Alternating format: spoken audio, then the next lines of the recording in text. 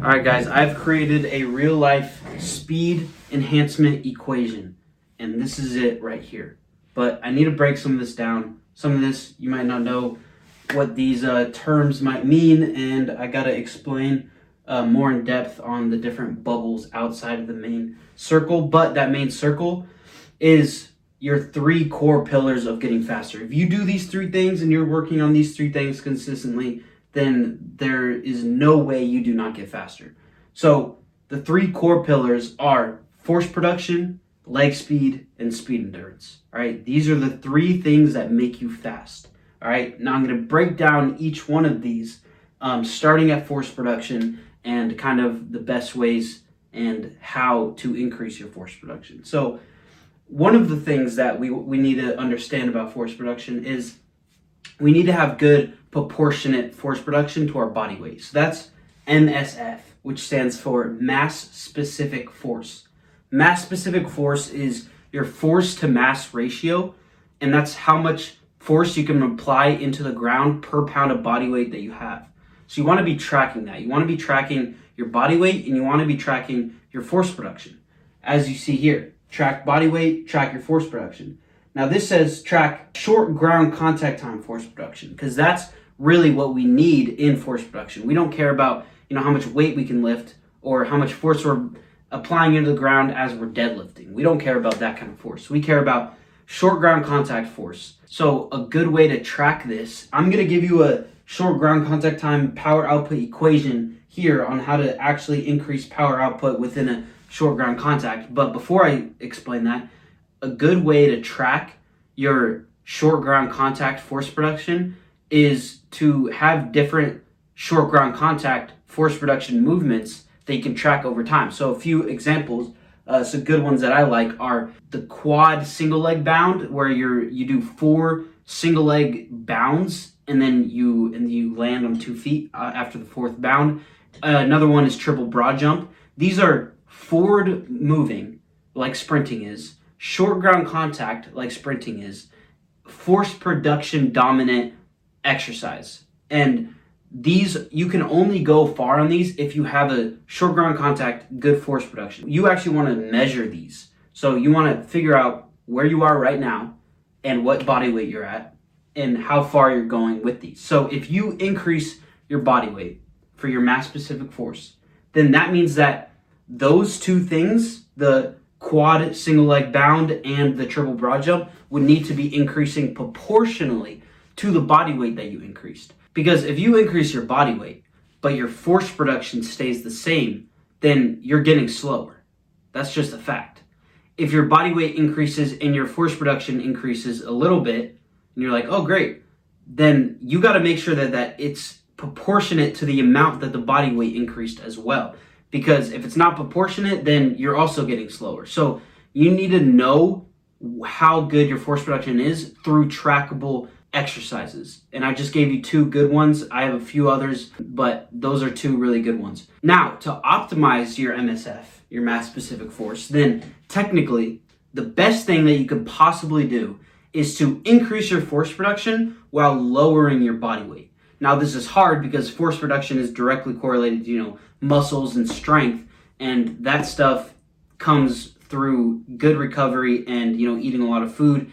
And the heavier you are, the stronger you're going to be. So it's not me saying that you need to decrease your body weight, because in some cases you don't need to do that. In some cases you need to increase your body weight, but in some cases you do need to decrease your body weight. It just depends on who you are, and you need to figure out the best body weight for you that you can continuously get stronger and stay at a good body weight. All right, because everyone knows that the lower your body weight gets, say you really are losing a ton of weight, you're going to get weaker. That's just a fact. But a lot of the times, say you're overweight, then the best thing that you can do is just start lowering your body weight, and trying your best to keep your force production generally the same. All right, which is going to be hard. But if you're really overweight, it's not going to be hard. You can be increasing it, and then the gap is going to get lower and lower and lower, and your MSF is just going to get really, really good. So that's the key to mass specific force. Tracking your body weight and tracking your ground contact time force production. Now, here is your short ground contact time power output equation. So number one, where's my marker? Number one, you got to do strength first. That means that you need to first get strong. You can't be powerful or fast if you are not strong first. That is your base for everything. So first you need to get strong, and that's going to be your falling back point. That's going to be your base. That's going to be your rock. It's your foundation. You can't do anything if you are not strong. You also will get injured if you're not strong. That's just a fact, because you're going to be trying to do things that your body isn't strong enough to be able to do.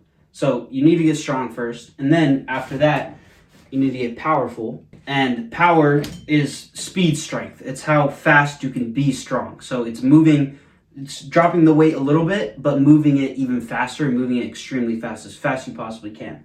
And then from there, we go into a slow stretch shortening cycle phase of elastic power. So let me write that down. Elastic power. Now, if we're doing slow stretch shortening cycle, that means that we're not necessarily focused on short ground contacts, because that would be a fast stretch shortening cycle, but we're working on elastic power through short stretch shortening cycle, meaning long ground contacts, isometrics, and overcoming isometrics. So when I say elastic power in a short stretch shortening cycle, I mean overcoming isometrics and isometrics. That's what I basically mean.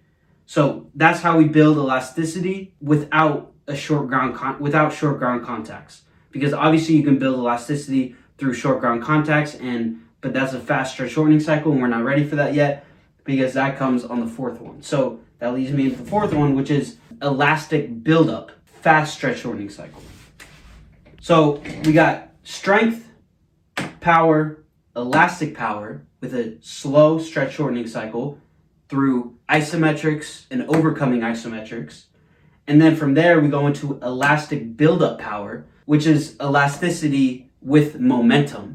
It's building up kinetic elastic energy through forward moving momentum or upward moving momentum, whatever it is. It's short ground contacts, fast stretch shortening cycle. So a stretch shortening cycle, for those of you who don't know, it's related to your ground contact time. So if my ground contact time is short, then it's fast stretch shortening cycle. If my ground contact time is long, or it's stable, like I'm not even coming off the ground, that's slow stretch shortening cycle. So we can build elastic power through either one, but we first want to build it through the strength portion of it, which was the isometrics and overcoming isometrics, and then we can go into short ground contacts with momentum, because the more momentum in a short ground contact, the closer we're getting to sprinting. So that's the power output equation. This is how you increase power output. Now, this is not the exact equation of, this is how you get faster right here. This is that one piece of this pie, okay? This is how you increase force production. Now, there's other aspects of getting faster than just this, which I'm going to be going over. So next, let's go into speed endurance. So speed endurance is your ability to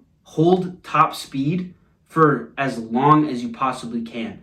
Everyone is slowing down in a race. You've probably heard this a bunch, but it's true. Everyone's slowing it down in a race. It's just a matter of when you hit your top speed, and then from there, how long can you hold it, which is not long, by the way. No matter who you are, it's not long. And then how slow can you decelerate? So the decelerating portion of the race is a good amount of the race. It's the second half of the race, depending on who you are. Everyone hits their top speed at different times, so everyone's going to be moving at different rates. But our goal is to decelerate the slowest. And if we can do that, we can be the fastest. So in order to do this, we need to be working our aerobic capacity and our muscle endurance. So aerobic capacity, that's more like endurance up here. And then muscle endurance, that's more, how your legs are feeling, how your body's feeling through that race. So if you were to run a 400, I know me personally, I did track. I was on the 4x4. 400 was actually my best event. And there were people on the 4x4 with me that were saying, I could basically do this all day. It's just my legs get so burnt out. I don't even feel it cardio-wise. Like their aerobic capacity is really, really good. And those are usually like the 800 runners or the distance runners that were on the 4x4. And they were just like, I don't even feel tired aerobic capacity wise. I don't feel out of breath after the 400, But the reason why I can't go faster in that last stretch is my legs are just dead. I can't move them. They feel heavy. And then for other people like me, and usually for sprinters, it was the opposite. It was, my aerobic capacity is bad, but my muscle endurance is good. And, I'm not really feeling my legs too much at the end of the race, but my aerobic capacity, I feel completely out of breath before I even hit that last 100 meters. So that's the difference between the two. But the good thing about this is whenever you train one, you're training the other. So me and that other guy could be doing the exact same workouts, and we'd both be improving on that thing that we need to work on. Like, there aren't just aerobic capacity workouts that don't work muscle endurance, and there aren't just muscle endurance workouts that don't work aerobic capacity. There are ones that, it's predominantly muscle endurance or it's predominantly aerobic capacity. Like, I'll give you examples for both. So for aerobic capacity, one that's more so just aerobic capacity would be pole vault pit sprints. So you can go on the pole vault pit and you sprint in place in intervals. You can do 1 minute intervals, do like 15 reps for 1 minute intervals, or 30-second intervals, 15 reps with like a 2 to 5 minute rest. And that's mainly working the aerobic capacity because the ground impact is very low and there's not a ton of muscle recruitment that needs to be happening on these pole vault pit sprints because it's such a squishy surface and you're just running in place. There's not a lot of force that's being applied into the ground. Your hip flexors are going to be getting worked a good amount, but that's about it. So it's really just all cardio, and that's a really good one. Me and my friends would wake up early in the mornings to go out before we even went to school, and even though we had track practice later that day, we'd wake up in the mornings and go do some of those because it's low impact. You're not going to get sore from them. You can't get sore from them. All it does is work your cardio, and you can do it in any sort of interval that you want. So if you're a sprinter, you can do them super, super fast and take as much rest as you want, and you're not going to get sore from them. You can do them when you're injured. They're really good exercise. So there's no downsides to those. It's just working aerobic capacity. Now, something for muscle endurance, that's going to be more so something like an assault bike. But again, with muscle endurance, that one, there's a lot of aerobic capacity development that's going to be happening when you're training muscle endurance. Anything that's super high rep and there's resistance to it, unlike this, no resistance, with resistance, then you're going to be working the muscle endurance and it's going to be helping you. But it's going to be training both. But that's a key aspect of speed endurance. And if you're more of a 400, 800 runner, speed endurance is going to look a little bit different than a sprinter's speed endurance. A sprinter's speed endurance needs to be done at full speed. You don't run 800s for a 100 meter sprinter speed endurance. You run 200 meters or 150 or like 6 sets of 100 meters. So not all speed endurance looks the same. Not all speed endurance is the same. You need to train it depending on what your goal is, and if you're a sprinter, if you're a distance runner, if you're a football athlete, it's just different type of speed endurance. You do not build speed endurance through super long distance. That's not speed endurance. That's endurance. We want speed endurance. Emphasis on the speed. That means that we're holding our top speed, we're going as fast as we possibly can, and we're just not letting up. That's speed endurance. That's the 200 meter. That's a 250. That's a 300. All right, we're going as fast as we possibly can, and we're just not letting ourselves slow down. That's how we build speed endurance. Even if you're an 800 meter runner, you shouldn't be running multiple miles for the speed endurance. You can run that for the endurance if you're an 800 meter runner, but not speed endurance, because that's not speed endurance. Speed endurance is speed endurance. Okay? All right, that's speed endurance. Let's go to leg speed, which is not talked about enough. Nobody talks about turnover rate and how important it is. Everyone only ever talks about force production, but that's not the only piece of the pie, all right? Because you can have great force production, but if you can't have a quick turnover rate to be applying that force production into the ground more times throughout the race, then you're going to be slower, right? You're going to want good force production with good leg speed so that you can keep applying that force production that you have more times in the race. You want to get those feet down. So yeah, leg speed, turnover rate, same thing. I just like calling it leg speed. So how do we increase leg speed? We increase leg speed through training our central nervous system. Our central nervous system it's our ability to control what our body does and how fast it acts on things. So if you do not train your central nervous system, then you are literally putting a speed limiter on yourself, because your body can actually move a lot quicker than what you think, but because you don't train the nervous system to fire it that quickly, then it's not ever going to be used to it, and it hasn't ever done it before.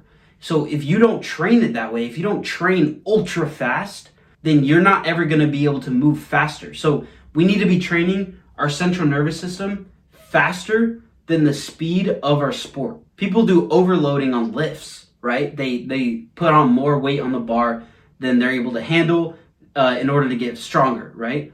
But nobody ever moves their body faster than sprinting. People just do powerful movements in the weight room and then expect to go sprint super fast, which is the fastest movement that they've ever done. We need to do things that are faster than sprinting so that when we go sprint, it feels way easier and it doesn't feel like something our body's not used to. Going to sprint shouldn't be the fastest movement your body has ever done before, or else you're not going to be able to move the body fast. Our CNS isn't used to it yet. Like, your muscles are capable of moving faster. The reason you can't, have ultra fast leg speed, or you're not able to twitch super fast, is not because of your muscles. All right, you got the fast twitch muscles. Unless you're just super slow, then you might not. You might need to build them up. But majority of the people have good fast twitch. It's just that the nervous system that they have hasn't been adapted enough yet and hasn't been used enough yet in ultra fast situations.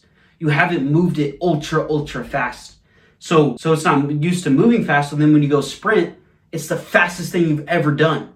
So you're just not used to it and you have a speed limiter on you. That's why people do overspeed training. That's literally the entire goal of overspeed training, to train your body to move faster than what it's even capable of doing. So that's the goal of training your central nervous system and how it affects your leg speed. They're directly correlated. So as you're training your central nervous system through ultra fast twitch training, because that's really how you're going to be training it. Because yes, technically you're training your nervous system on every single exercise you do, but we want to be training it through ultra fast movements, and that's going to be helping our fast twitch muscle fibers grow, and that's going to be making us super ultra fast twitched, and it's going to be helping improve our form. Why? Because again, the central nervous system controls the body.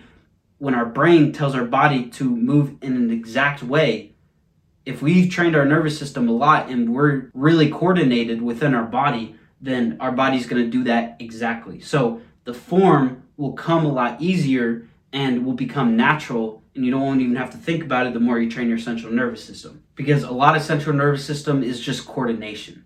That's a lot of what it is. You see super advanced plyometrics. A lot of the times when you get into the super advanced plyometrics, all of the ground contact times and the force productions are the same. So what makes them more advanced than other plyometrics? It's just the fact that we're getting to CNS training, and it's hard coordination. It's hard for our bodies to be able to move that way when we're in the air or, off the ground contact. How are we moving? So that's really what the CNS is doing, is helping our coordination. All right. Other thing about leg speed is we need to be increasing the strength in our hip flexors. The stronger our hip flexors are, the lighter our legs are going to feel. And the lighter our legs feel, the faster we're going to move them. Just imagine you line up on the blocks and you don't feel your legs at all. Like, they feel so light. How fast do you think you'd be able to run? You wouldn't be thinking about force production then, would you? If your legs had no weight and your hip flexors are super strong, then you would just be like, I'm cooking everyone here. Like, I'm off. If you increase the strength in your hip flexors, your legs will feel lighter and you will be able to move your legs faster. That's just a fact. All right, so increase strength in hip flexors. You can do laying reverse squats, hanging leg raises. You can do a bunch of core training where you're laying on the ground and just doing leg raises or flutter kicks, things like that, where it's just going to be strengthening the hip flexors. But probably the best one to do is the laying reverse squat, because you can really load it up, even progressive overload these. You can do monkey foot lifts as well. That's going to be strengthening your hip flexors. Okay, next, ground contact time adaptability. The faster your legs start moving, because we've just gotten really good at CNS training and we're moving fast and our legs are moving faster. But in order to handle the leg speed at top speed, then we need to have good ground contact time adaptability, because as we're moving faster, our ground contact time gets shorter. So at the top speed of our race, when our legs are moving the fastest, our ground contact time is the shortest. In order for us to handle that, because maybe we have great force production, great leg speed, even great speed endurance, and we get up to that top leg speed, if we can't handle that force absorption in top speed, then it's going to limit our leg speed and it's going to limit our force production as well. And our whole race is going to get thrown off. So we have to be able to handle even shorter ground contacts if our leg speed is increasing. Okay, so in order to do that, again, we need to be increasing our strength in our Achilles, our soleus, our foot. Every muscle in the foot matters so much more than you would expect. Everyone only talked about the Achilles and the soleus because those are what help with the elasticity and the force absorption to force production. But also the foot matters a lot too, because that's the first thing that touches the ground. So our feet needs to be extremely, extremely strong, and our ankle stiffness needs to be on point if we want to have good ground contact adaptability, which we literally need if we're going to have super fast leg speed. And that goes into elastic buildup, which is this fast stretch shortening cycle. So when you're at your fastest leg speed, you're at your fastest stretch shortening cycle of a race. So we need to be training fast stretch shortening cycles, which is the shortest ground contact time possible. We need to be doing exercises that we're on the ground for as short as time as possible. Okay, and if we do that, then we'll have good ground contact time adaptability and we'll be able to handle that leg speed at full speed. Now, if you do these things, there's no way you will not get faster. There's just no way. This is what speed is. This is how speed works, and this is how an increase in speed would happen. All right? It's just this simple. You got force production. This is what's giving you forward momentum. This is literally what's moving your body forward. You got leg speed. This is how many times can you apply that force throughout the race. How many times can you get that foot down in order to move forward? And then you got speed endurance. How long can you hold on to that force production and leg speed within the fastest stretch shortening cycle phase? And that is the speed equation. That's the speed formula. This is how you get faster. If you do this, you'll get faster. Go sub to the page. I got a bunch of speed training content on here. Injury prevention was the last video, and then the video before that was. So if you're a new athlete or if you're a serious athlete, you just should go check out my page. Bunch of speed training content on here. Got big things coming soon. I'm collabing with, actually I probably shouldn't say that yet, but y'all will know soon. But yeah, there's a lot to come, and let me know if you have any questions. I always respond to every question and everything that you guys comment below. So just comment if you have a question, or you can DM me on Instagram. I talk to a lot of you guys on Instagram, just helping you through daily things. So whatever you have a question on, just let me know. I don't have that many subs yet, so it's not like I'm being spammed with too many questions I can't handle. So drop a comment on whatever you need, and I'll try to help. Thanks guys for watching, and I'll see y'all in the next one.